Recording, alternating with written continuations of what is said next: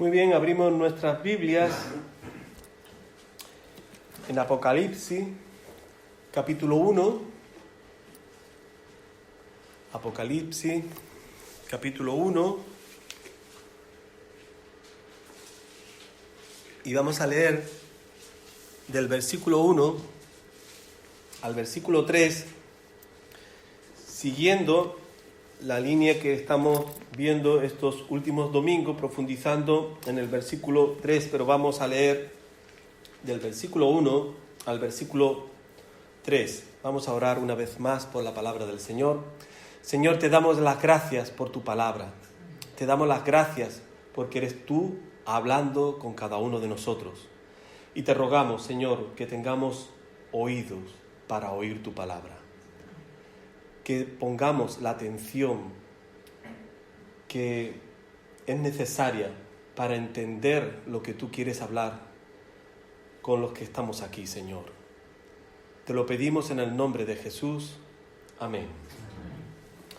Dice la palabra del Señor: la revelación de Jesucristo que Dios le dio para manifestar a sus siervos las cosas que deben suceder pronto.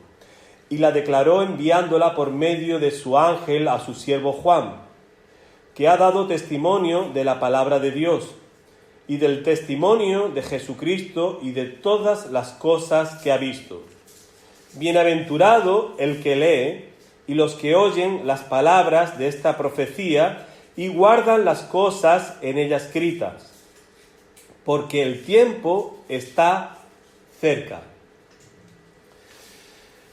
Bueno, estamos viendo este versículo 3, bienaventurado el que lee y los que oyen las palabras de esta profecía y guardan las cosas en ellas escritas, porque el tiempo está cerca. La semana pasada vimos aquello que nos hace infeliz y que por lo tanto no podemos ser llamados y considerados como bienaventurados. Y el calificativo, lo que se interpreta por bienaventurados, es alegría, es felicidad, es dichoso. Todo eso son definiciones del original del griego, cuando se ve esta palabra en griego que se llama makarios, en griego. Y cuando nosotros no somos bienaventurados y somos infelices, nosotros vimos la semana pasada estos 3 puntos que desarrollamos el domingo pasado. La ignorancia cristiana, creemos cualquier cosa y no nos prepara para el día del Señor, que es lo que nos está hablando aquí el versículo 3. Es necesario, hermanos, que nosotros conozcamos la palabra del Señor, que nosotros seamos entendidos, conocedores de la palabra del Señor y no andemos en una ignorancia cristiana voluntaria. Porque nosotros vimos la semana pasada que todos estamos aprendiendo y por lo tanto siempre hay un desconocimiento en nosotros que nos lleva en esa necesidad a buscar, seguir aprendiendo de la palabra del Señor. Pero otra cosa muy diferente, nosotros dijimos que era el que reconoce esta necesidad y no hace nada para reparar la necesidad que tiene de seguir conociendo de la palabra del Señor. Eso es una ignorancia voluntaria. Y la ignorancia cristiana nos lleva a creer cualquier cosa. Y este es el peligro en nuestros días, creer cualquier falsa doctrina. Y de esta abundan muchos en nuestros días. Y si nosotros creemos cualquier cosa, cualquier doctrina, cualquier falso profeta que nos esté hablando una doctrina que no es sana porque no está conforme y de acuerdo a la palabra del Señor, nosotros no vamos a estar esperando el día del Señor y aquí la exhortación de la palabra. Nosotros vamos a estar más bien esperando en las personas que nos hablan aquello que queremos escuchar. Y por lo tanto no vamos a estar con la esperanza del día glorioso que el Señor venga por su iglesia. Y aquí está el peligro en nuestros días de creer cualquier corriente de falsa doctrina. Hermanos, llevamos, como decía, con este domingo serán 3 mensajes que estamos hablando acerca de esta felicidad que deseamos tener todos, ser bienaventurados, ser personas conocedoras de la palabra del Señor, que hagamos un buen uso de la palabra del Señor. Estaba viendo esta semana que la Biblia había sido un reconocimiento, había tenido un reconocimiento especial en Francia en el año 2010, concretamente en París. La Alianza Bíblica Francesa organizó una exposición que llevaba el título La Biblia, Patrimonio de la Humanidad. La Biblia, Patrimonio de la Humanidad. ¿Por qué se dio este calificativo a la Biblia? Porque esto lo escuchamos nosotros en otros ámbitos. Bueno, según argumentaban, decían, los que organizaron de la Alianza Bíblica Francesa, dijeron que era patrimonio porque se definía como patrimonio la herencia del pasado que disfrutamos hoy y que transmitimos a las generaciones futuras. Es patrimonio porque es la herencia del pasado que disfrutamos hoy y que transmitimos a las generaciones futuras.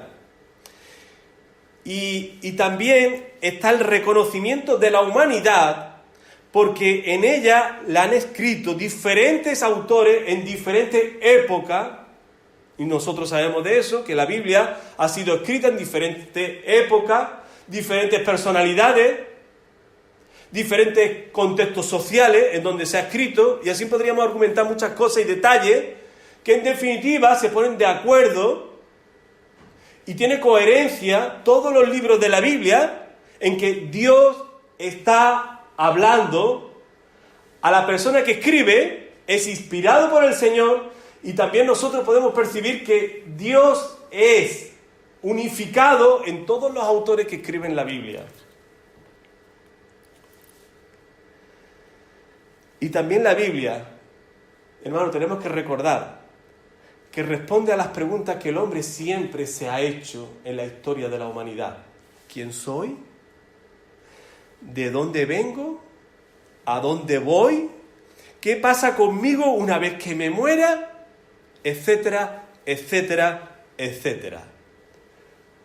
Como nosotros vimos, toda la Escritura es inspirada por Dios y útil para enseñar, para redarguir, para corregir y para instruir en justicia, a fin de que el hombre de Dios sea perfecto, enteramente preparado para toda buena obra. En el día de hoy veremos aquello que nos hace realmente bienaventurados. La semana pasada vimos lo que nos hacía infelices. En el día de hoy estaremos abordando lo que nos hace estar bienaventurados, con el gozo, con la alegría del Señor. Amén. Me gustaría comenzar también con una historia en la que estaba acordándome también en estos días, y era acerca de este célebre escultor italiano Miguel Ángel, y es asombroso, ¿no?, ver las obras de arte de él, las esculturas y todo lo que este artista ha hecho y ha visto y ha plasmado. Primeramente ha visto en su mente y después lo ha plasmado haciéndolo de tal manera de que está en los mínimos detalles cada una de las cosas que están reflejadas en la obra que él hace. Y una vez le preguntaron cómo era posible que él tomara un bloque de mármol totalmente en bruto, siendo este por su naturaleza deforme, y pudiera esculpir de ese bloque, por ejemplo, un caballo con todos sus rasgos, se le ve hasta la vena a ese caballo. Parece como si solamente le faltara a esa escultura tomar vida, porque lo tiene todas las minucias, ¿no? Y todos los detalles lo tiene la escultura. Y él respondió a esta pregunta diciendo: es muy fácil. Yo tomo el bloque de mármol y le quito todo lo que no se parece al caballo. Yo cojo ese bloque de mármol y le quito todo lo que no se parece al caballo. Hermano, esto es lo mismo que está haciendo Dios con nosotros. Él tiene un cincel en sus manos y está quitando de nosotros todo aquello que no se parece a Jesús. Está quitando todo aquello que no se parece a Jesús. Y está creando en nosotros, en cada uno de nosotros, la imagen misma de Jesús que tenemos que parecernos. Hermano, es asombroso cuando nosotros podemos contemplar la palabra del Señor y saber de que el Señor está trabajando con cada uno de nosotros para parecernos más a Él.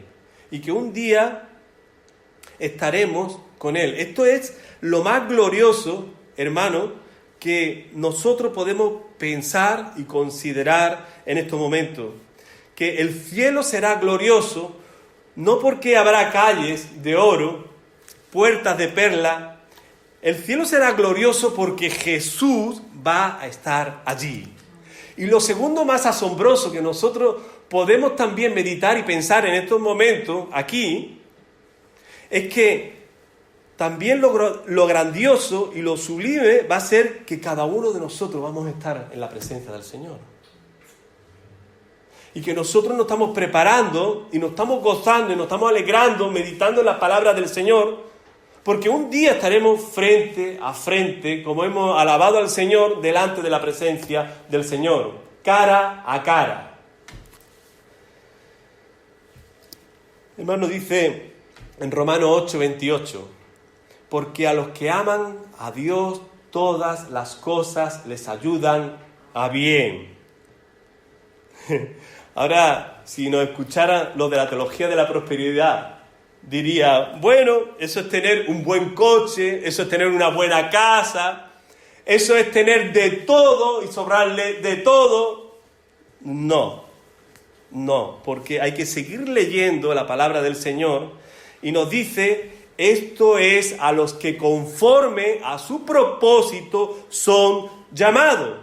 Y dice en el versículo 29, porque a los que antes llamó, también los predestinó, para que estos fueran hechos conforme a la imagen de su Hijo, para que Él sea el primogénito entre muchos hermanos.